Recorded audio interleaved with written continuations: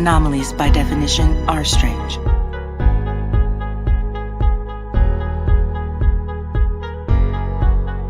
I'm sorry. You're gone, Michael. Unbelievably shitty.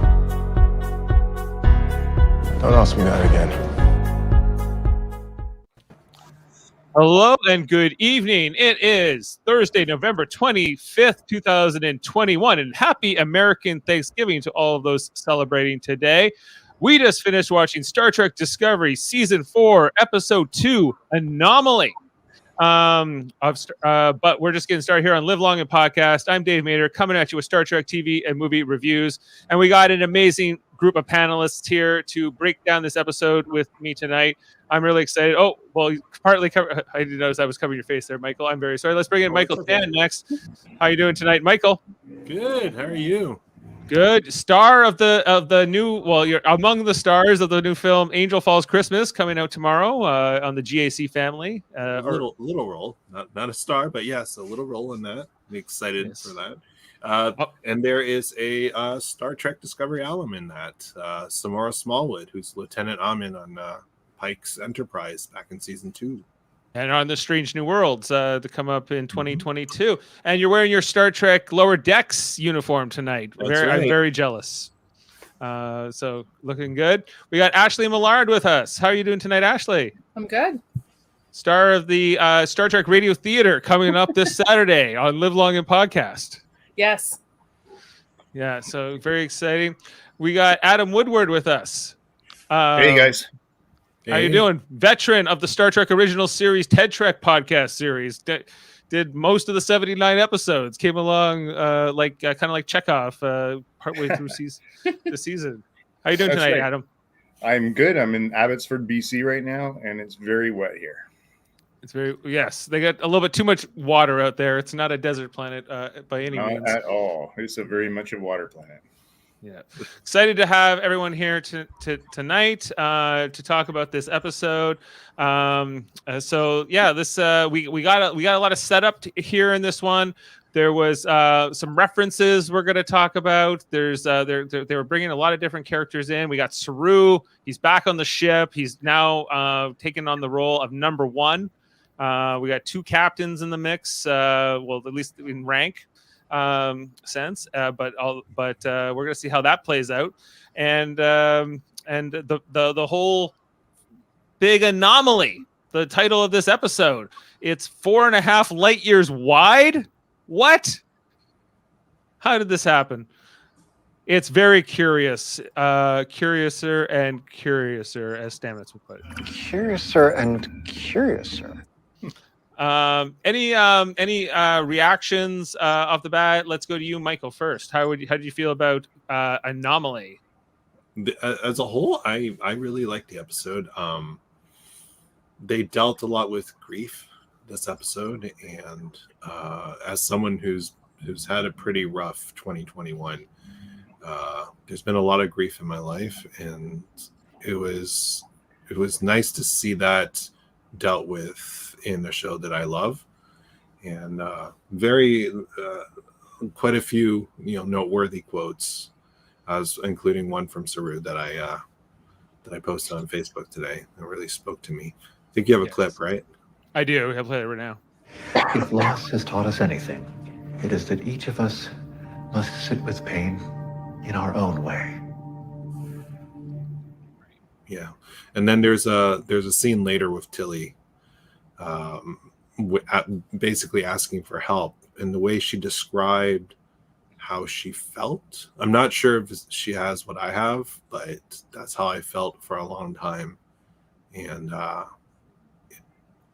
had to go ask for help eventually, and I'm in CBT right now. I have a therapist and all that, so it's just it really hits home for me, this one. You're right.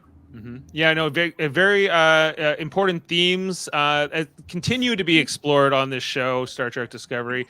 Like I think they had a somewhat of an arc dealing with like seeking help and mental health focused issues with Detmer in season 3, and they've done it here and there, but they're continuing that now with Tilly in this episode, and I think a lot of the characters struggle, and of course, I mean, Book is the title character. Well, he's not. He's the main character in this episode, largely because he's dealing with the destruction of his homeworld. Ashley, he's not necessarily as he doesn't get over it as quickly as Princess Leia does when Alderaan was destroyed. She was ready to fight Darth Vader 2 minutes later, but Book he's been locked up in his ship for 2 days. He's not dealing with this well. What you think of that? How was this episode for you? I liked certain parts of the episode. I'm with Michael. I identified with the Tilly scene quite a bit. I think there's going to be some PTSD stuff with Tilly. So I feel that because that's a 2021 thing for me too. I liked the episode for what it was. Book's acting in this, like I forget the actor's name, but incredible. I have a little bit of disappointment with what I think is going to come of this season based on this episode, though. So we're going to David Ayala is the actor who plays right. Book. I'll have to see how that plays out. I was really hoping that season 4 would be a lot of exploring space and bringing the Federation back together and visiting planets, and it looks like it's just going to be this overarching we got to stop the anomaly storyline, and I was hoping to get more background of what has happened with the Federation and the alien species that we have come to love in the last 50 plus years of Star Trek. Right. What's happened to them in the last 900 years. And I don't know if we're going to get as much of that as I had hoped we were going to. Yeah, that's a good point. So, like, Adam, there's a crisis at hand here. This anomaly is threatening all existence, Federation and non-Federation alike. Is this Is this a theme that are you with Ashley here, saying like, well, maybe that I wasn't necessarily looking for like this whole season-long narrative. Maybe just like do something episodic for a while, or is this something that they need to do maybe to address this idea of like, how do you bring back the Vulcans and everybody sort of into the fold again and without sort of a crisis? I think everybody's right. The tone of this episode was very different than last week, right off the bat. You go to that opening scene where everybody's standing up around the table. You had Ferengi, you had Vulcan, you had Navarre, and you had pretty much everybody was there. And Dave, you need a crisis to bring people together, and whether right. In this fact, I mean, it was a tough episode. Michael, Ashley, you're absolutely right. And 21 has been hard on everybody in some fashion. 2021, 20 and 21. It's been a hard 2 years, and whatever it might be. And I think that writing tonight was very timely and spoke to a lot of people in different ways, but certainly hit home. So, I think this might be the backdrop of the series, but it may be episodic as well. While they try to, hit the major goal of stopping it, there will be adventures and new aliens and things like that. I don't think it's going to go badly, but I hope it's more bright than this episode because it was a tough one. Yeah, okay. Like, so I think it was definitely like a heavier episode. I think there was, in particular, Book, and rightly, like, justifiably so, like his character is dealing like with his family's loss, but also his entire like planet, and he's like the sole survivor of it. And he's kind of like replaying things in his mind here, or not his mind, like on the video from his ship. He's seeing these birds come back over and over again, and he keeps, so that's like it was kind of like there's really weird sounds where it was like Yeah, it's like weird, like birds and rewinds going on. It was like it was very distracting. And he was just, you're kind of getting flashes of his eyes, as he's kind of like dealing with the grief. Although Dr. Colbert says later, I can't tell if it's stress or grief, or if he's like sort of like emotionally compromised or not. But because he's like Burnham has to kind of deal with him in some different ways in this episode. The fact that he's not really a part of the crew, he's not really a Starfleet officer, he's not at all. He's kind of just the captain's boyfriend who goes on the missions with them, and so there's kind of I hope I'm not out of line saying so. How he kind of fits into the dynamic of the show and the crew and their missions, and Burnham is the captain overall. I think is still kind of, they're figuring that out, where she has to later on have this scene where she has like the private chat with him, the private channel that no one else can hear. Right. And so then that's what they ultimately have to do to save the day in this episode. Maybe go to Michael. Were you enjoying all that tonight with Book and like the whole, like his arc in this episode? Well, we were talking about what his place was last week, right? Because the season opened with him and Burnham going on an away mission. There's nobody else with them. So what is his place in Starfleet?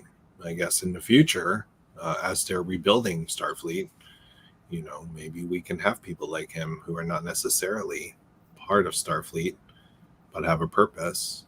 But you're right. I think this aspect of their dynamic is going to come into play this season. Personally, I think it's going to cause probably some tension, some more tension. But then again, it could be used to their advantage if they do need someone who's not Starfleet to go do something, right? If he's willing. And sometimes it works in their. His ship is really, his ship useful. It's a big plus for them. His ship is like Discovery's Defiant. Discovery's Delta Flyer, maybe.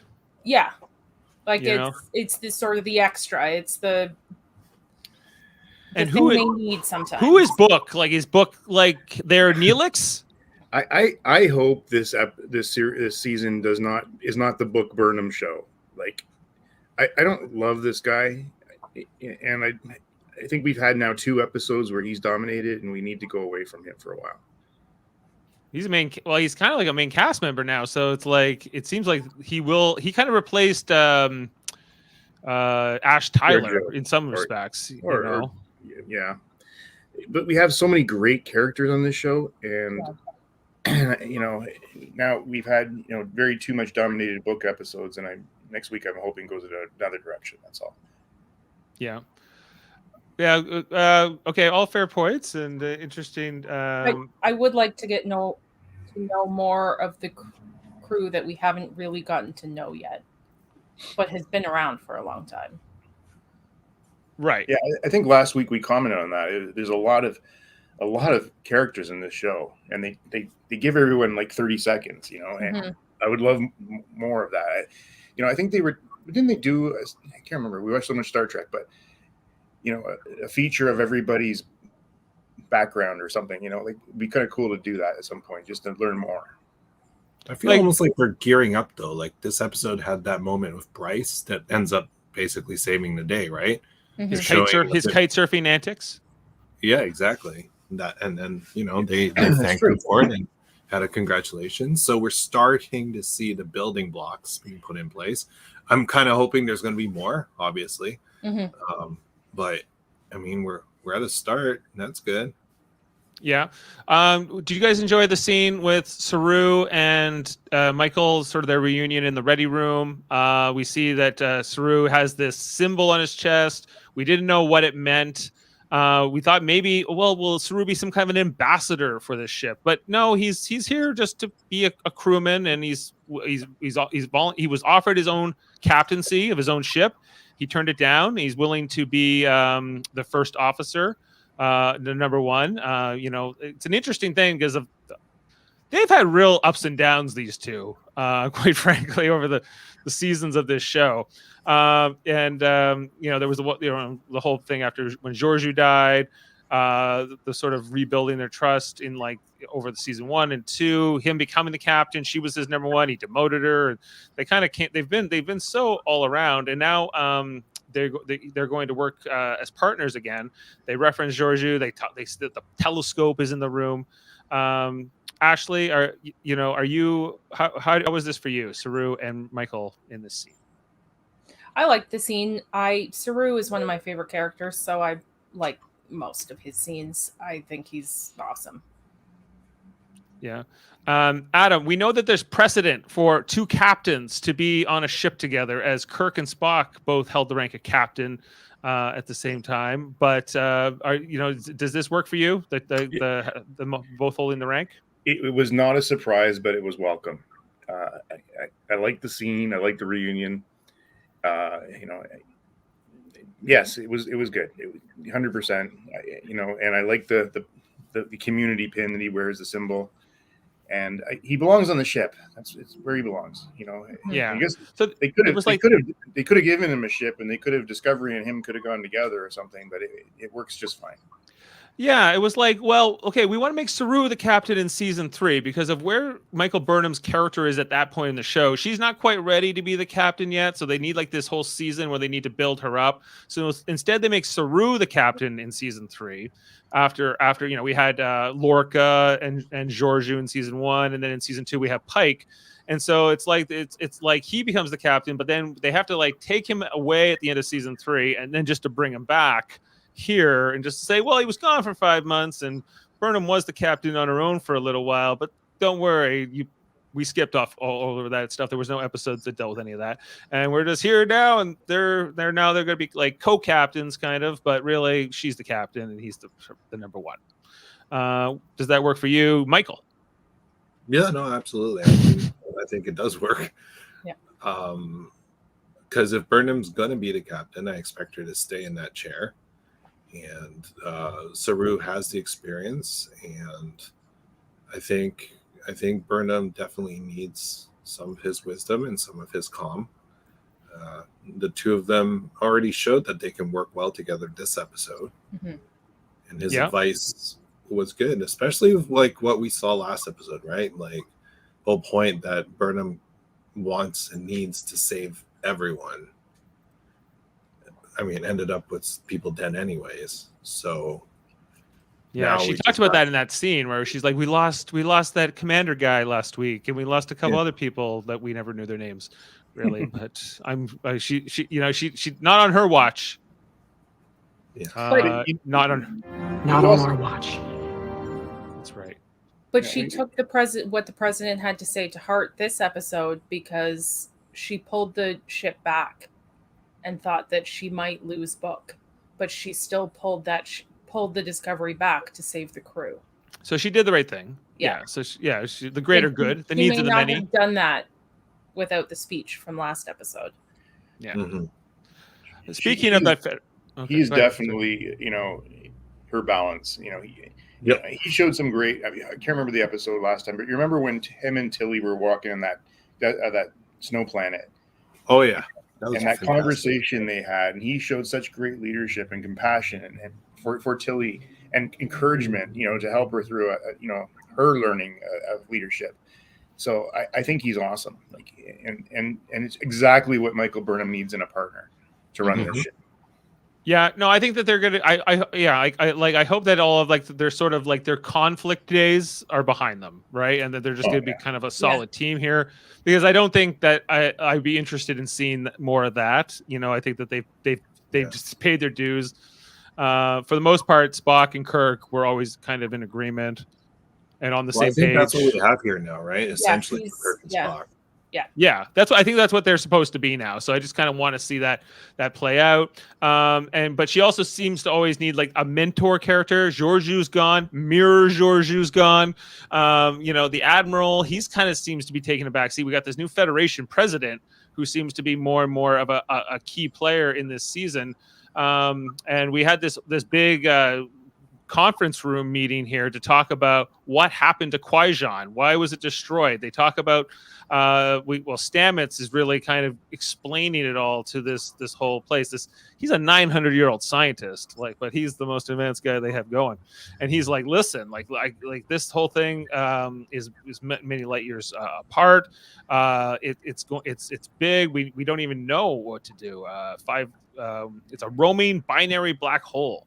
And then Book comes in. He makes things really awkward for a bit. They're like, "Oh, you're that guy. You're like the sole survivor." He's like, "Yeah," and I'm going to help. And they're like, "Sure, whatever." All good, Book. And then Navarre's like, "We'll help. We offer the Navarre Science Academy," which I'm still trying to get used to the fact that it's not Vulcan anymore. It's Navarre. Mm-hmm. Now, we had President Turlin. Or Tarina, I'm sorry, President Tarina, the president of Navarre. She was she's in this episode as well. She comes back, and so the Federation and Navarre are allies or friendly with each other. And the Federation president, she gives the speech. It turns it Federation, non-Federation. This anomaly threatens us all equally. And could we foreseeably see them explore other planets when they're going to, I don't know, evacuate them or warn them or something? Maybe. Yeah. I hope. Well, that's what they said. We should tell everybody in the area that they should get out of there. That's a big area. Let's send Discovery because it has a spore drive. Yeah, well, that's what I'm convinced this series this season's going to be that greater story in the background of having to flee this thing, but there's going to be new aliens, there's going to be new worlds along the way. Okay, well, speaking of, we saw the Ferengi, we talked about this a little, I think maybe we talked about this last week, but we got the appearance here with this makeup update that has been controversial. I'm okay with it. I'm just saying it's been a bit controversial out there in the Twitter. Isn't there like an older Ferengi? I think it was a DS9 Zach that looked kind of like this. Because as the Ferengi age, they do their everything. Moogie looked like she was melting also. So couldn't this just be like a really old dude?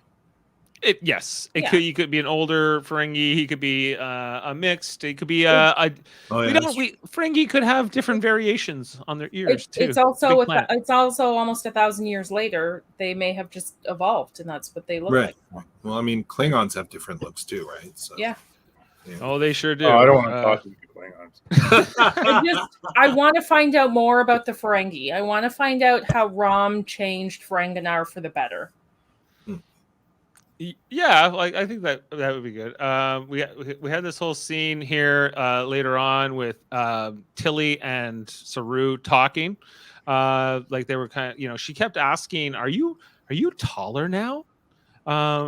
You seem different. You seem to have more swagger. What was this about? Is it just because? Come on, I loved it. It was them getting back together. They have a great relationship, and this the thing that I found funny about this scene was when he was having the reunion with Burnham and they were standing across from each other in that shot. I went, did they make him taller? He looked taller. And then there was this scene, and I'm like, maybe they did make him taller, and that's why they put this joke in. But he didn't see. I don't think he was taller. Maybe not, but he seemed taller to me. Maybe they stopped putting Tilly and Burnham on apple boxes in scenes. How about that? Maybe he looks like he's crouching here in this shot. It's hard for he doesn't look like he can even stand up the whole way. His legs are really long here, man. Which also we remember they all have their communicators are all personal transporters, so nobody has to walk in the corridors anymore. We see later on in the episode Stamets just comes up from spore drive engineering and he just shows up into the bridge, and I was just like, oh yeah, he can do that.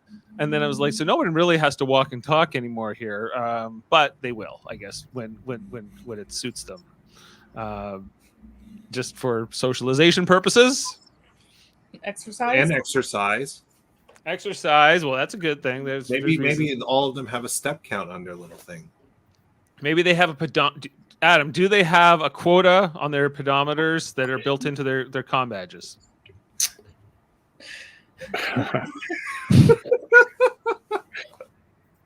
See, here's the thing. Okay, I always wondered about when Next Generation came around, the crew generally looked really good.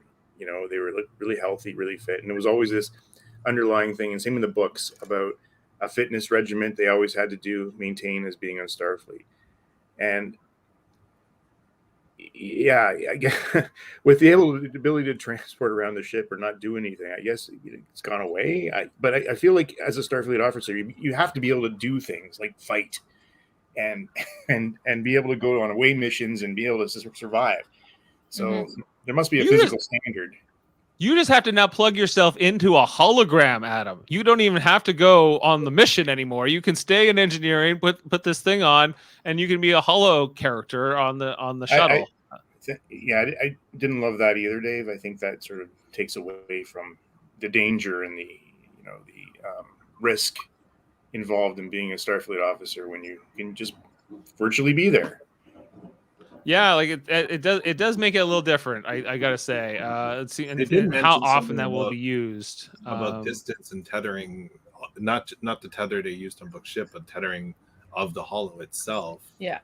So I don't think it can you can't send people down to a planet with that. I don't think it's like a short range thing. Short-ish. Yeah, I think that. Well, it is the 31st century at this point, so you have to expect that there's going to be more advances in technology that they're just going to introduce into the show. I think that Star Trek has always tried to also have this balance of how much limitation do we want to give our characters, and how much despite what we might be able to imagine, how are we going to make it relatable for the audience of today? I think is always sort of. Two characters using their comm badges to teleport around as they're trying to fight. That would be like a cool Dragon Ball fight. I think there's some imaginative things. You can have a holodeck in your room now. Yeah. Yeah, there's you're right. Yeah, yes, holodeck. That was awesome. Yeah. Yeah, there's a lot of interesting things, a lot of things that are just thought provoking in this episode in terms of okay, what's the 31st century really like? Because Season 3 was a lot about, it's the future, but things suck, man. The burn, all the warp cores blew up, and it's that was 5 months ago. It might have lasted for 150 years, but we're getting over it. Everyone's getting back together. Everything's okay. I feel, and now it's but wait, the Anomaly's here. Like I said, this episode didn't start that well. When you got all the bigwigs of the Federation and more standing around a table, they don't even let them sit. They're crying out loud. Their pedometers won't allow it. They have quotas. They have stand goals. Come from their smart device. What do we think of the computer having a name, but also being sentient enough to choose her own name? Yeah. Take me home, Zora? Yes, Captain. The computer is now Zora. Pick the name herself. Because all I could think of was Event Horizon, and that could go very bad. Or Skynet? Yeah. Or HAL? Be the TARDIS. Yes. And There's so many your ships going bad because they turn sentient. Michael's right. If it was a TARDIS, it'd be okay. It's true. I guess. Sometimes the TARDIS is a little finicky. Sometimes it's not so great. Yeah. Sometimes it's a little danger box. That's true. Yeah. Imagine Discovery disagreed with Burnham's command decision. Burnham tries to take the ship into a dangerous situation. The ship's nah. No. Michael Burnham's wrong. Any of this. And they're she's no. Zora's no, Captain, you've had too much. You can. They're taking your keys. Where's Saru? Not doing this. Murder your crew. Yeah. Right. Yeah. How do I? Okay. Well, Adam. Turn the light support off. That's it. Turn the light support off. Just to segue there. So I think the whole scene where they first bring him to where Saru first comes to the bridge earlier in the episode, and they're because he holds the rank of captain. They're well, why don't we just call you? What do we call you? And he's just call me Saru. And they're what about Mr. Saru? How about Mr. Saru? How about Mr. Saru? Mr. Big. Yeah. that would be acceptable. Yeah, he's okay with it. No, so is that that's I don't know. That's just I'm he's okay Mr. with it. Saru. That's what it is. That's moving on, and then we also get Michael Burnham, a real powerful speech here. She's like, we're going out there. We're gonna find what's happening out there, and we're gonna not let more people die like they did on Kwai-Jan. She's like, it's real emotional things, and she's like, not on our watch. Not on our watch. Not on our watch. Do you find that the whole Discovery is a little different as far as they're not always winning. They've had some big issues to solve, right? And they haven't. It's not an episode where you just like Dave. We just watched all the original series, and by the end of that 50 minutes, it was done. Like you knew what was going on.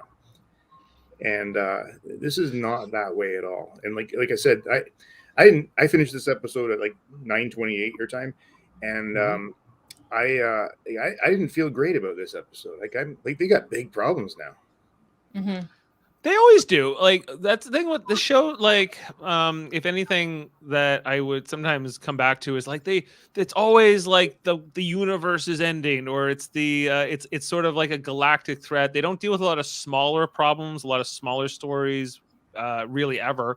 Season one, they kind of solved the Klingon War and the Mirror Universe, kind of in both in season one, and then in season two, it's about like the Red Angel and like control and the end of the universe and all sentient life. Season three is about solving the burn, and now here we are. There's this anomaly that threatens everything, and destroyed Kwai-Jan, and it's like, well, why can't they just I don't know, like go fight butterfly people or something? So many other shows now. They can't all be like original Trek. So I guess they'll just have this one be the overarching one. Yeah, and I'm not unhappy with that. And actually, I'm really happy. Like when I say I didn't feel good about it, good. I didn't feel good about it. It's a great show that takes you down a path that makes you feel things, from your own loss or things that might have happened over the last 2 years. Like when a show like this touches us like that, it's fantastic. Mm-hmm. And I expected. Oh, sorry. And the fact that last week we all walked away on a high. This is great. And now this week, man, like we're all feeling a little low. A little bit. Black alert. Hi, Captain. They go to Black Alert that's where I'm in the story. I think you're right. I think that it's just I'm aware of it. I call these things out because I'm just like, well, like we watch all the different Star Trek series every week, original series. We watched all those ones. We watched Deep Space Nine, and I'm often like, oh, okay, Discovery. What's new? What's different about Discovery? It's definitely that is one of the things. The way that they're all of the Star Treks have been character focused, but this one in a different kind of way. The inner relationships of the crew a little bit even more pronounced than most of the other shows. They get more deep into like who are Tilly and Saru to each other, who are Saru and Michael Burnham to one another. How does this president relate to them? How do these bridge officers go here? And so Stamets.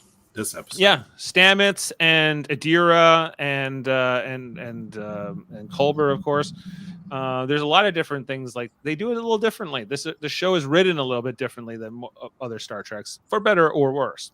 And so that's why I'm always trying to get like, do we like this? Do we not like this? What's sort of the reaction we're looking? Are we having here? So when they go into this, I'm always excited for Black Alert. That's why I played the clip. And then, so when they get over, the only thing I didn't really understand though was when they got to, I guess, the place they were going, which was like the edge of the anomaly.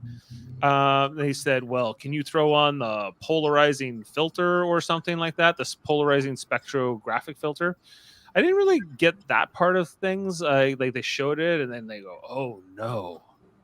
Did anyone else just so I understand what the heck happened? No? I didn't know. It was a big thing in space. Was it okay? But they already knew that, right? Yeah. It was just like you see it, so and it's more scary, just, I guess. I think the issue was that they couldn't see the two black holes they thought were there. Mm-hmm. Yeah, because the black hole is kind of invisible, right? It sucks in even light. So whatever that filter was would have shown them, and then there was no black holes. Yeah. I guess we were All we expecting, saw was rubble. right, and we were expecting to see what we saw in the conference room where he was standing. Yeah. They showed two distinct black holes, right? And that's what we're seeing here. So it's kind of like confirming what Stamets' theory was. Curiouser and curiouser. It was he was giving us lots of scientific technobabble. It's bizarre. And that is a scientific observation. Yeah, so he's just like, this is weird, huh? Yeah. That looks like an ultrasound. Yeah, like there was like a dun dun dun. But I'm sorry, I have baby. Jess is pregnant, so my brain is on baby. Got baby on the mind. Like the USS Protostar. Which baby star? No one knows what I'm talking about. No one else watches that. Okay, let's talk about the scene tonight with Culber, and we saw that Gray is getting a new body, an android body. What A shitty android body. Unbelievably shitty. It's a Soong type. Okay, well, one thing Gray says here is, Can't believe I get to start my life again. I could become a host again, finish my training to be a guardian. can androids be hosts? I feel like no. That seems like a stretch. Yeah. Even organic hosts or androids, I guess. Like, could Soji from Star Trek Picard be a symbiote? I'm confused on this. But then he mentions being a guardian, which definitely wouldn't be a host because the guardians are unjoined Trill that guard like the caves and stuff. So but Gray, they're trying to take Gray out of like the whole imaginary character or sort of only this person that Adira sees. What Gray's place on the show, much like Book, I'm kind of waiting to see how that plays out. They all the references, here. She used the Soong method, named after the 24th century cyberneticist who developed it.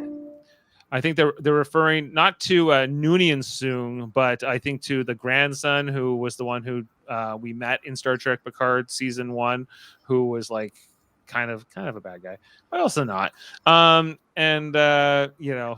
He's like, well, they first used this on a Starfleet admiral, someone we might know. A Starfleet admiral. Picard was his name. Yeah, some guy named Picard. I wouldn't expect them to see the significance of him considering what time they're from. Yeah, he wouldn't know Picard exactly. So it's just like name drop, and they're like, I love the name drop. Yeah, but they're really great. They're kind of addressing one of the criticisms of Star Trek Picard, which was like, well, now can't everybody be immortal? Because at the end of season 1 of Picard, spoilers. Well, they spoiled you in this episode. They said they did it. Okay. Well, spoilers. It's. I don't even know if they're going to reference it on Picard, but he I haven't watched season 1 of Picard. I watched 3 episodes of it. Well, like I'm saying, Culber kind of explains it, but anyway. I know. I'm trying to. But he says that well, wouldn't that make everybody immortal? And they go, no, it didn't really work. He kind of only worked for once, and then it never worked again. So that's just ancient history now. So for them, like that's 700 years ago. But yeah, like I guess like the scene was like, okay, well, where is this going? I'm more curious, I think, more than anything, with this whole Gray Adira divergence that I guess is going to take place and what that's going to mean. He's going to disappear for a while from the show to go continue Guardian training. So you don't think that Gray is long for this show? That Gray will be no, he'll be around, but only when it needed. Yeah, I think he's probably going to end up. Does anyone disagree with that, or would you say that would you think that or agree that is Gray sort of going to maybe make a departure here sooner than later? I kind of hope he does. Thank you, Ashley. I was going to. I'm not a big fan of the character, Yeah. and I like Adira better without him. Me too. I 100% with you on all those three things you just said. Yeah. I like Adira. I like the relationship between Colbert, Stamets, and her. But I think he's distracting, and not in a positive way. I tend to agree. Yeah, like I find that if Gray is going to continue on this show, him just talking to Adira is not necessarily help. I don't think it's helping the Adira that much, other than when Adira needs to kind of deal with themselves and sort of like and have an inner monologue. But Adira has. It's more interesting for Adira to reach out to characters like Tilly, to Culber, to Stamets, than this sort of ghost from their past. And Dave, I find it very annoying when Gray says something and then she has to say it to the characters. Oh, he says he doesn't like you, or he doesn't want to get old. He doesn't want a mole in his hand. Yeah, like what did he say? Well, you tell him this, and then she has to tell him that. It just wastes time.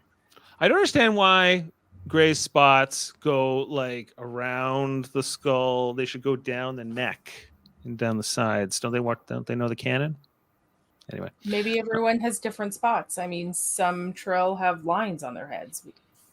Well, I guess so, but I don't know. I don't know how I feel about that.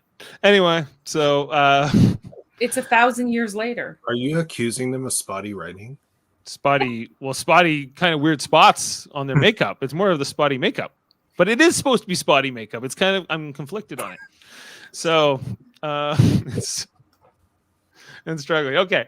And then we had the later scene with in the holodeck, the holodeck in Michael's room, which was made to look like what was it, lake something? Some lake near the cliffs of Surak.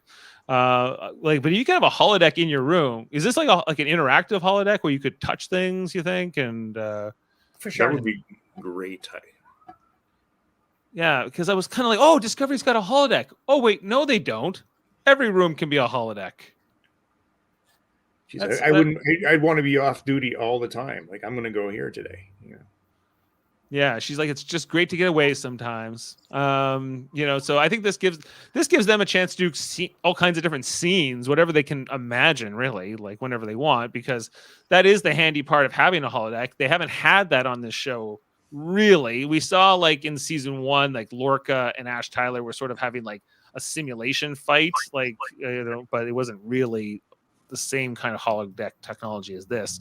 So I did like this part of it. I was going to say, at least now people don't have to take turns living out their kinks. Yeah. They can just do it in their rooms off duty. They can, and it's all in the privacy of their own bedrooms. Yep. Yeah. So I thought that was it was just a really nice sunset scene. I thought that just talking about how Vulcan, now named Navarre, is not really changed all that much over the 900 years that Michael Burnham missed. Would you trip over your couch? Well, yeah, that's the whole thing. I didn't really know. Yeah, like I guess they could just make it. I was like, oh, I'm gonna go check out this tree. Oh my god. Yeah, maybe they would just make your couch a rock, and then you would avoid hitting the rock. That's true. But then it's not accurate. Yeah, I don't know how they will. Or you never leave where you always are. Oh, it's like a treadmill. Yeah. Yeah, your floor just turns into a treadmill. Yes. Right. There's a lot of like tricks. The holodeck uses like a lot of like tricks. Like Geordi explains it in one of the episodes in like season 2 of Next Gen, where he's like, well, it kind of fools you in a whole bunch of ways that I won't explain to you because it would be way too complicated because our writers didn't think that far ahead. But it's how it works. This one room can be different things, and like people can be separated and have different perspectives, which is kind of fun. And yeah, the whole thing with the computer named Zora now. I want to see a little bit more story with that, like because the computer is supposed to be like this whole intelligence, artificial intelligence, and they haven't really used the potential of that quite yet, like here and there to save the day a few times. But it, I couldn't help but think like it's kind of like their Alexa or their whatever smart home you might have. But Zora is the name. I might have to rename my smart. Janet. Their Janet. That's true. Yeah. We talked a little bit about the Hollow mission that Stamets goes on here with Book and the cat. Don't forget the Grudge is along for the ride too. And The princess. they kind of Stamets is like not excited to go on this mission. He kind of talks to Culber before he goes off here, and he goes, I don't really know how to talk to Book. Like he's like, well, when I was dead, you were grieving, you could talk about that. He's like, but he lost his whole planet. I just lost you. It's not nearly the same. And he's like, and Culber's like, okay, come on, man. Like, what does he say? Grief is grief. Yeah, grief is grief. And the fact that, like, I guess they've really never had much interactions, Stamets and Book, before this. So they kind of talk about, like, we're not friends and we don't know each other. And did you guys like their chemistry, Ashley? Did you think that, like, I did. I'm going to, just for a sec, go back on when Culber said grief is grief, and I'm going to disagree with that, because grief is different for everyone. And just because you felt grief, and it could be even the same kind of loss as someone else, like the exact same loss, you're not going to feel it the same way, and it doesn't necessarily mean you're going to be able to talk to them about it. Okay, well, yeah, that's a fair point. Michael, response to that? I see what you mean. I just felt like this episode came at opinions on grief from different characters, and so different perspectives. And we may agree with some and may disagree with others, right? Yeah, but I agree. I agree with your take on that particular. Yeah, I felt like Culber was dismissive of Stamets, because I would feel that way if I said to someone just lost someone important to them, and it could be someone I don't really know, just an acquaintance or even a friend. If I said I don't really know how to talk to them about that because I'm a little awkward with stuff like that, and they were like, well, you felt it, grief is grief, it would feel dismissive of my feelings. Okay. Yeah. Adam, reactions? I also think that the fact that they didn't have a relationship on the ship has made him feel even more awkward about it. I mean, there's no history between these two. Obviously, they don't have a bond. So now you're being thrown into a moment with somebody that has experienced tremendous loss and is very much grieving, and really, so you don't know the person, and then you can't make that connection. So it's difficult. It's a difficult scene. Yeah. He says, stop talking. Maybe stop talking. That'd be a good start. Yeah, he doesn't want to hear Stamets run his mouth. He goes, like, listen, man, I'm here for the data. I'm here for the data. Yeah. What does he ask him later on? He's like, are you okay? Are you going to be okay, Book? And he's like, don't ask me that again. Don't you dare ask me if I'm going to be Hey, okay. I've got a question. Sorry, going back to this holodeck Stamets or Hollow Stamets. Hollow Stamets. So he is it true that he can never be put in a dangerous situation now? He's got to stay on the ship forever? Well, I think that they were saying that because the only two people who can operate the spore drive are these two. It would be silly to send them both together on this mission where both their lives would be at risk. Yeah. So that's also, like, Book is not Starfleet. He's not actually a member of the crew, but he's the only other person who can operate the spore drive. They've also destroyed all of his planet. So if anything about being Qui-Gon was what made him be able to do it, he's now clearly the only other one could do it. So it's like, well, Stamets, but don't worry, we have this technology where you don't even have to be in the ship to actually go on this mission. You'll just be like sort of a tethered hollow character, which again is like a cool 31st century technology idea. I think from a practical standpoint, how much danger or how much this is going to have to come up for the writers now when they have to deal with, like, well, why don't they just send a hollow version of this person on the mission instead of risking them? But they have two of them. They couldn't do hollows of two of them. So Yeah, there are one of them actually had to go. Why did the cat have to go on the mission? The cat doesn't leave the ship. He has Yeah, to. she lives on the ship. Yeah, she has Okay. to go. She always goes. Okay. Yeah. All right. Well, because like there's a whole part where like Book thinks he's gonna die. He's like, "You're not even gonna die, Stamets. I'm the only one who's gonna die here." And the cat, I kept thinking, and the cat will die. Yeah. If this ship blows up. Fair. Yeah, Stamets will be okay. And so I guess that's a good practical reason, and I think it's a cool like concept here. I'm just kind of like, okay, and now what? Where do we go from here if you're the writers on this show? Like how often do you use this as a device or not? I think Michael's point earlier about, okay, well, maybe it's only if there's a shuttle, not you couldn't do this for an away team member. Or something like that. Well, you could see the limitations because when the ship moved away, he wasn't able to send the data back. Yep. So there are limitations. True. Okay. Maybe I'm overly concerned with it. I'm just like, okay, well, that's new. That's something It might I've never just had be to a convenient plot device that they forget about later. It happens all the time in shows. I think this is coming back. I feel like this is coming back. I'm sure it will. Yeah. The whole action scene that was going on, with like the gravity was going out and they were flying up in the air and smashing. So Dave, wouldn't you grab onto a seat? You got 4 seconds. Grab onto something. Yes. I think after the first time I was like, you guys don't have like seat belts or something that like pop out of your chairs or something like with the programmable matter. There's no way to like, keep you down on the ground. What is this? The Expanse? Come on. No seatbelts. She said it's coming up. Brace yourself, and nobody just grabbed something. Nobody. They were all like, "Okay." You know what? That would have been really funny if somebody was grabbing like the captain's chair, like and hanging on for dear life. And I think that would have been great. Yeah, like it was cool to watch. It was like a cool action and like the slow motion of it all. But I was just like, I was like, this is funny, but also, what are you grabbing onto? Like everything's hollow now. Yeah, I think. And the panels are pretty big. I guess. This was a rough time for them, the bridge crew. You have Colbert fixing them. Yeah.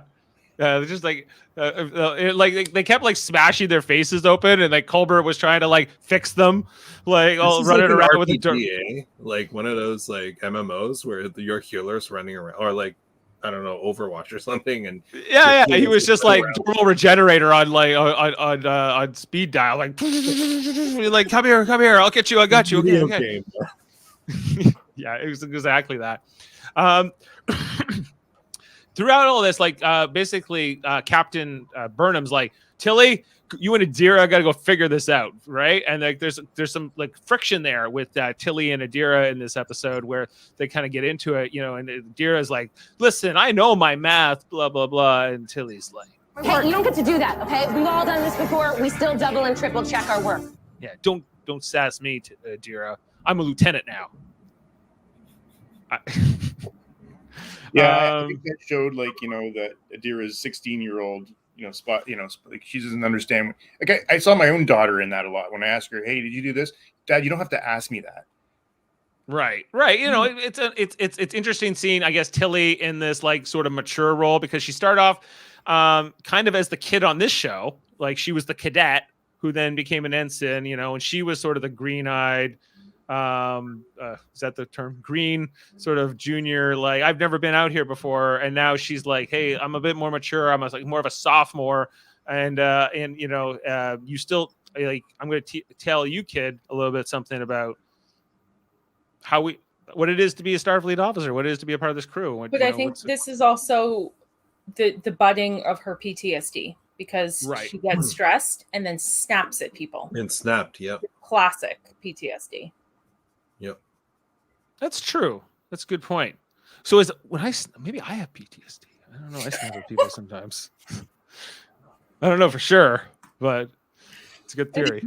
I just thought I was grumpy when I snap at people. You have PTSD from like all the sound clips and stuff you have to pull for Star Trek Radio Theater. I'm a little bit on edge sometimes right before that, if you will. Sometimes. Don't ask me that again. Yeah. That's what I did. You know, Cole, you know, and like there's this whole part where like Burnham's like, do I pull them out? Should I pull them out? You know, they're trying to get the data, and like Stamets is like, we need a few more minutes. And she's like, listen, Culber, can I leave him in there? Is he like, can he handle it? Because I guess like Culber's also like the counselor, right? Also is like sort of the mental health professional as well. He's like, it's impossible to tell. In these circumstances, it's impossible to distinguish between stress and emotional instability. Is that true? Mm-hmm. Okay. We can't tell if it, because I think the book, from what I could tell earlier in the episode, he was emotionally, like he's highly motivated to like try to figure out what the heck happened here. But he does seem to be like, you know, hey, you're probably a little too close to this. You know, you should maybe take a step back until you're objective, a little bit more objective, at least as much as possible. But it doesn't seem like that. I don't know, that's a little bit of a logic disconnect for me. But were you guys okay with it? Like the way that well, we need Book's ship. He's the best pilot to do this. So like Michael Burnham basically had no choice but to send him on this mission, really, because they're like, well, you can't send Detmer. Detmer doesn't know how to fly that ship like he does. So and it's his ship. She doesn't have say over who flies his ship. It's his ship. It's not a Starfleet ship. So if he says, I am taking my ship to do something, which he is has what he every does. right. But that is what he does here. And then I'm like, okay, but like, it's kind of a weird dynamic. Like we've never had to, a captain's never had to deal with this as on a recurring basis, maybe for one episode. But every mission they're going to go on, it's going to be like this. Well, if Book doesn't like her orders, then he will do whatever the heck he wants. And, you know, but he parks his ship permanently in the shuttle bay, and he lives kind of on the ship, and he's kind of part of the crew, but a rogue as well. I don't know. Like I have a hard time. He's not wrong. He was the best person to pilot it, and Michael had to be willing to take that loss should he die. Something she wouldn't have been willing to do last episode. Okay, guys, I gotta say, I'm a little struggling with the Book character. I don't really like that they have this guy who's not Starfleet on the ship, who's not. But he's got a lot of responsibility. He's got a lot of agency on there because he's like kind of, you know, and he's also like the backup spore drive guy. He's like, you know, and he doesn't have to follow their rules. That means like if he's not in Starfleet, he doesn't follow the rules. He can do what he wants, and that also makes Burnham have a scapegoat that she can just send away when she wants to break a rule. Yeah, I mean, Burnham's never followed the rules either, so. Yeah, I'm not sure. I'm struggling with Book. I didn't love him last year, and I'm sure I'm not loving him this year so far. Well, I'm okay. I think that this is something that for me as like an audience member, like how does he fit into the show? How is their relationship going to sort of drive how they approach missions? You know, is the other thing I'm still trying to figure out. I would feel much more comfortable if they give him a field commission and made him a lieutenant or something like right. And then he has to like be in the chain of command because him outside of the chain of command, it's not like on Deep Space Nine where it's a space station and you can have these non-Starfleet. To me, like that's my reaction to it. But you know, I think it's harder, like, you know, because like shows like Next Gen, I guess had Guinan, right? But Guinan wouldn't gonna flown off on her own mission to, you know, to screw you, Picard. Maybe she would have. I don't know. Maybe Whoopi Goldberg never got to do that. But no, she was made a child. I mean, that was the biggest extent of, you know, Guinan. And Voyager had like Neelix and Cass, but they weren't going on any rogue missions. Like, I don't know. Does anybody else feel that way, or is it just me? I do too. I do feel that way a little bit. I worry, but if he's used right and the arc makes sense, then it would be okay. I'm okay with him, like as a character so far. But yeah, I do worry that they'll use this as essentially a plot device as well, right? Yeah, I think it can't. I don't think it's sustainable in its current form unless. Isn't. Absolutely. Yeah, that's all. Because it's been lingering because like in season 3, they're kind of like forced together largely just through circumstance and they just need to work together. But now they're it's more of like, what's the long term sort of like dynamic here. Like, just like Burnham's the captain, Saru's the first officer. Cool. Okay, moving on. You know, like Adira is now part of the crew as an ensign and kind of works with Tilly, and what that's going to mean. Okay, you know, we got the bridge crew, and you know, Culber has his place in like the dynamic of the ship as well. So and Book is, I think, interesting. But I think just like Adam's saying, like, because he's like sort of this MacGuffin, like, well, you can do whatever you want with him. He can break the rules because he's not Starfleet or not or whatever. But right? technically, no longer as a planet, so he might have to stay there for a little while at least. Yeah, and they kind of hinted it in season 3 where he's like, maybe I will join, but maybe obviously they didn't choose to do that to start this season. So they're if they are going there, they haven't done it yet. Sorry, and then like the whole solution that like Tilly and Adira and I guess what's his name, Commander? I always forget his name. Bryce, Lieutenant Commander Bryce. You know, is like, well, there's subspace waves, and you could ride the subspace waves like kite surfing. You know, it was just like, okay, they come up with this whole thing. I didn't quite follow it very well. I was just like, what? Okay, sure. They're going to get him out riding a subspace wave. And this is where Michael Burnham has to go in the private channel, has to like talk Book down, because the first time they do it, he second guessed her. He second guessed her. Yeah, because he can't do it by visual, right? She's like, you're going to have to do it all by feel with the programmable matter controls. Because she says, go now. And he goes, now? Or something like that. Are you sure? Yeah, it was the hesitation. So yeah, and he's mad. He's like, I should have known this was going to happen. It was the birds. The birds were going the wrong way, or they were flying in the wrong direction. She's like, listen, you couldn't have known. I guess he has survivor's guilt. Really, is what's happening here. You know, but so you want to see your. I wrote here, it's not fun watching your heroes get sad and not like face the moment. So I was like, come on here, like Book and Michael, like, you know, figure this out and rise to the challenge. And they do. I'm sitting there going, ugh, like, come on, get them through this. And they do. And then like, I think there was it was kind of like fun, just kind of seeing them all figure it out and kind of come back. And they're like, we did it. Sorry, I'm just trying to say it was, yeah. And right here, are Stamets and Book friends now? Because there was this whole thing I had forgotten about season 3 where Stamets kept referencing where he's like, you saved my family. I think referencing Adira and Culber. I don't really remember when he specifically saved them, but he's like, I owe you for that. I owe you my, like, I have like a like sort of this. I don't think they're friends. I think they have a better understanding of each other, but certainly not friends. Mm-hmm. Not friends, yeah.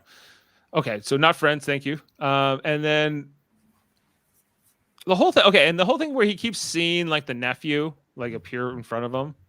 Is this just like, again, more trauma, more like sort of? It's trauma. Yeah. Okay. It's, and then with the whole thing with after we have Tilly and Culber talking, Ashley, you said you were really enjoying this, where you know she was like the whole thing where she's like, I like your soft touch, Culber, and I kind of do. Are you enjoying Culber too? As the Doctor? I do like Culber. I think Culber, I'm hoping that maybe he plays a bit of a bigger role in the season with helping a lot of these people overcome their trauma. Mm-hmm. He is the one, I kind of feel a little bad for Culber because it seems like he is the one that's steady amongst just people falling apart all the time. Like he's the voice of... Yeah, he's always the voice of reason. Yeah. You have a very light touch with people. I really admire that. Yeah. And I liked this character right from the start, and I was disappointed when he went away and then came back. I mean, when he came back, I was happy about that. So yeah, so me too. I'm hoping that this becomes a thing in this season with Tilly and Culber. And you know what? He is just his nature and the way he speaks. He's got he's got a soft touch, and it's very calming to watch him work. I also like his uniform. I love it. I was about to say, Michael, I love that. Good. I really am digging the white coat for the medical officer Yeah. in this version of the uniforms. Oh yeah. These uniforms are really growing on me. I gotta tell you. We wouldn't have known that from last week, Dave. No, you wouldn't know. And I just really like some of their dynamic here, where they're talking, and he's like, "You did good today," and You did good. Gotta go. Dig into that data. All right. All right. Go save the world. Oh, I will. Oh man, I love that. That was great. yeah, oh, I will. Okay, go save the world. We're talking like pirates. Is that gonna be like improv that they just left in? I assume. Maybe. Yeah, it was like it's hard to believe that was scripted. Maybe it was, but like it was. I thought it was very, very natural and endearing. It's very and Tilly. very Tilly, and it was a good moment for Culber. Because normally he's so serious, and he was a little bit more jovial there. He's like, "Whatever, we're gonna solve your problem, Tilly. You won't be, we're gonna get you through this, and then you'll be okay." Because I like how he approaches it, like where as a doctor, he's like, "We're gonna give you help you need." And then we go to kind of like the ending of the episode, which is, we had Adira and Gray talking briefly. Adira has the old room that Michael Burnham and Tilly shared, it seems. Is that the same room? Is it the exact same room, or is there just a whole bunch that look like that? Well, I guess that's plausible. I thought it was the same room. Probably the same set.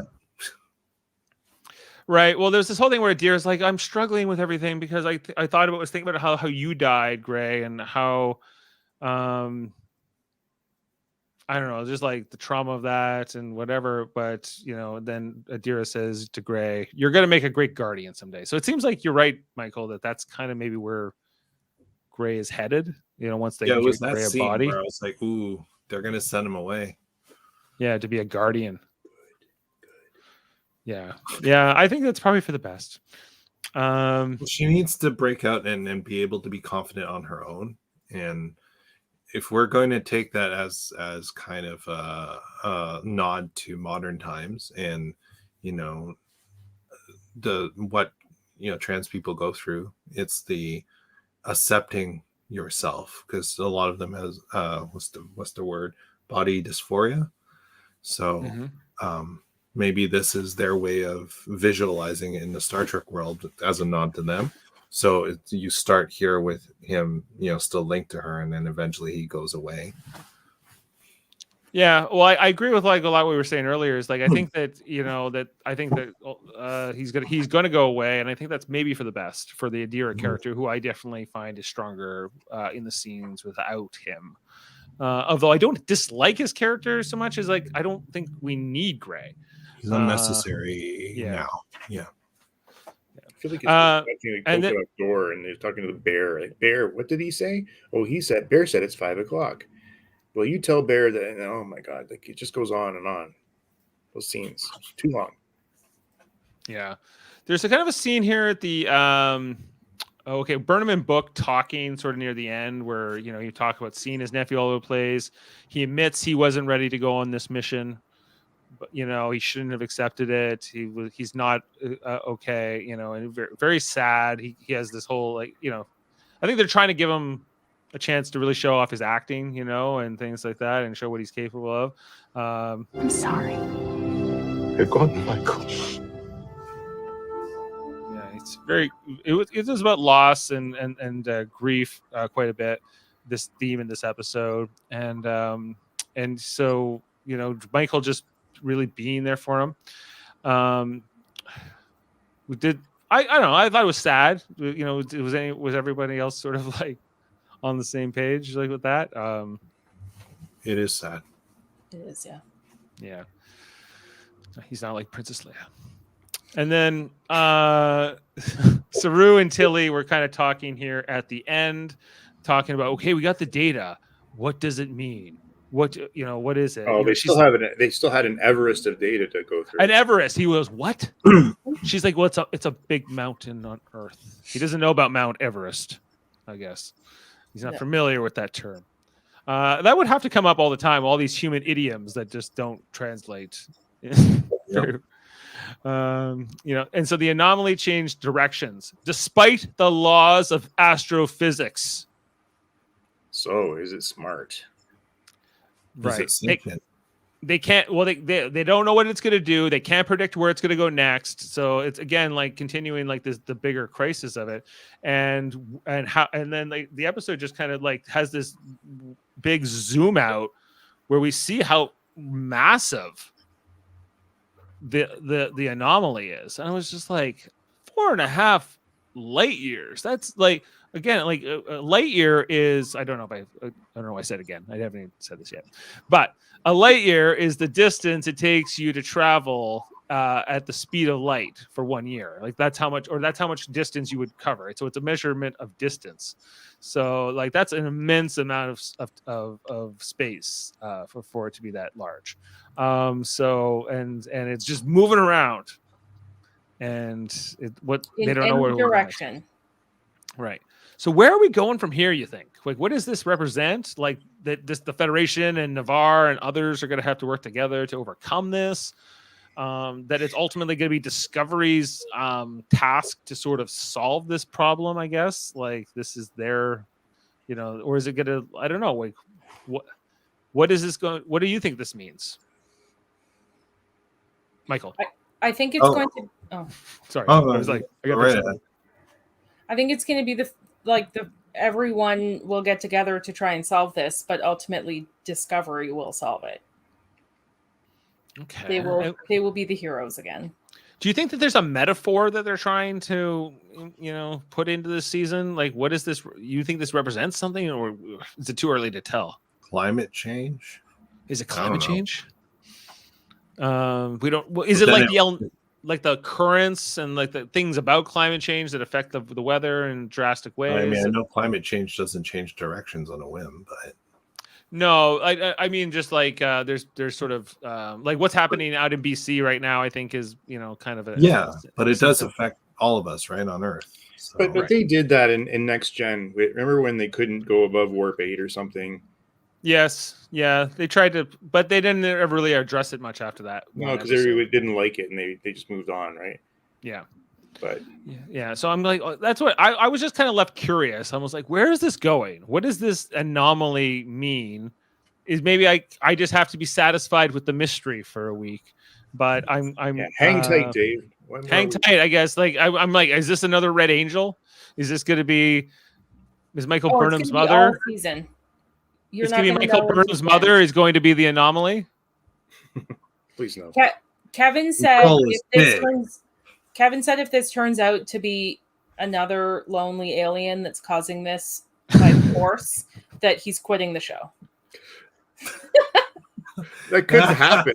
Absolutely could happen. Yeah, is it just a lonely alien who's mad or sad, perhaps? Oh my gosh.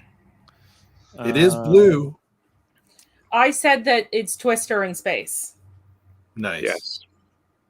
Twister in space. So it's more, maybe it's just like it's just a gravitational kind of a force of nature. Maybe there is no, like I keep thinking that there's going to be some kind of nefarious villain behind this, but maybe that's not the way they're going this year. Maybe it's like, no, this is just kind of two black holes, or this is just like something we just never seen in nature or science before, and we have to solve it. And like kind of like what they said in the first episode, this is a science problem. We need to solve this with science. I'm just having visions of Bill Paxton coming back to Discovery. Yes.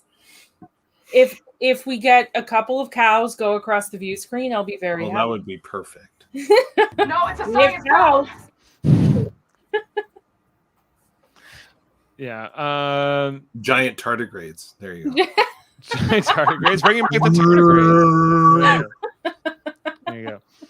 Okay, well, now that we ran through the whole episode, maybe we can just jump into some ratings and kind of figure out how much we did or didn't like this episode. After we've really been kind of analyzing, rethinking it over and over again. I'm happy to go first, and I will give this. I didn't like this as much. I thought it was good, so I'll give it a 7.5. I'm sticking with 9. 9. Okay, Adam. I'm with you. 7.5. I'm also a 7.5. Okay, so the average for tonight is 7.9. So we had an 8.6 for episode 1. As of a couple hours ago, this had a 5 on IMDb. I think the people who go out of their way to vote on IMDb for Discovery seem to be always kind of low. Maybe lower Yeah, than they're angry people. Yeah, I think they're a little lower than they really should be on I it. would also like to on point average. out that they're still, even though they had the big announcement where internationally it's going to air tomorrow, instead of waiting till 2022, a lot of people are still angry that they have to wait till tomorrow or have to get Paramount Plus. Yeah, no, that's a good point. And like Jaemeel had sort of brought my attention to this. That before we started the season, that like the international rights weren't settled, and they were not. So if you were outside of Canada and the US, you were gonna have to wait till like a whole year to watch this, at least legally speaking. And so it was but they like we heard you in CBS. They made some kind of deal, and it will be available soon. Tomorrow. Tomorrow. Well, that was quick. They figured that out quickly. But yeah, there's a lot of controversy around the show. The show's always sort of had, since its beginnings, kind of a rough time with the fans. I think it's tried to ride those gravimetric waves of subspace, much like Book did tonight with the programmable matter with Michael. Maybe that was the metaphor. You just got to ride the wave. I think what you started with last week was saying is that they're going to, who was saying that is this going to go beyond 4 seasons? And, because they're taking so many people off, there's this question. So maybe somebody listened and said, we got to get this out there. Yeah. I think I think that they ultimately they want to please the audience, whoever that is. I think so. They keep trying to is this what you want? Is this what you want? I think they're kind of like, probably saw some sort of how many pirated things were downloaded last week. Oh and God, went, oh crap. Yeah, we're going to lose all this no money. one's going to get Paramount Plus for this. Yes. Oh yeah. So it wasn't completely altruistic, you're saying? Yes. Yes. Well, no, it's a I bottom think they line realized issue. how much money they were going to lose and decided to make a deal. Yo, when your own cast, your main cast, makes Instagram posts opposed to what you did, I think you better listen. Yeah. They chose to live, which is actually the name of the next episode. Choose to live. Now, if I know you don't know your Star Trek Picard, Michael, but there's a character in that who's part of that Romulan order, like the Romulan. Oh, the people who show up in the first episode and kill.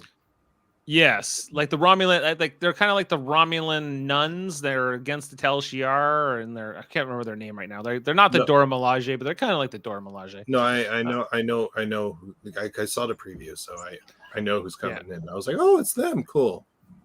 Yeah. So Choose to Live is the name of the next episode. So I think we're gonna get some Romulan tie-ins. Nice. So for the next one, whatever that will mean, I think the whole drop here, where with President Tarina saying like you can use the Vulcan or the Navarre Science Institute. I think that's pretty much where we're headed next is Navarre. Yep. They got to bring the Everest of data to Navarre. Yes, down to the peaks of Surak. maybe Saru would know that. This is the peaks of Surak of all problems. He'd be like, oh, I know that reference. I know that mountain. I was there with Burnham in her holodeck in her room. Okay, so that's we'll close the book tonight. Not that book. You know what I'm saying? For this episode Anomaly, it's been a pleasure talking about with you fine folks and breaking it down and rating it. And we'll be back in a week to talk about the next episode, Choose to Live, and continuing our coverage here of Star Trek Discovery. Also, we did Star Trek Lower Decks earlier this year, covering their second season. We've been talking about Star Trek Prodigy. I've been doing that with Michael Chan and Davin Skellhorn from Locutors of Trek for the last 5 weeks. That show's now on hiatus, but we'll be picking that up in January. So all kinds of new Star Trek reviews out there on Live Long and Podcast. Plus, we have our rewatch shows, including on we did our 79 episode rewatch of Star Trek, the original series. That was on Wednesdays and then turned to Mondays. So that just wrapped up. We're going to be starting a new one on Monday nights, starting December 6th, which is Star Trek Enterprise rewatch podcast. Enterprise at 8 is the working title. It's hosted by Jody Simpson and Adam Woodward. Coming up, so get ready for and Kevin Millard, who's super excited. So excited. Yeah, I know. He says so. He is not making a face at this very moment. No, he would never. He would never. and then Deep Space Nine at 9ish is also continuing the quest to watch every episode of Deep Space Nine in order.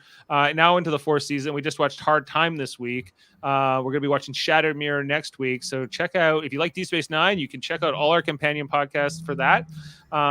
Plus all the other stuff that I mentioned. Plus this Saturday night, the return of Star Trek Radio Theater, as we're going to be doing Star Trek Lower Decks episode Wedge Douche. We got everybody here who on this podcast tonight, plus some other great fine folks. Now, if you're watching it here on the video version of our podcast, we're going to be doing that episode from Lower Decks' 2nd season. This only came out in October, so not even quite, just a little bit over a month after this episode aired, but definitely a favorite of mine, and we're excited to do that. Good.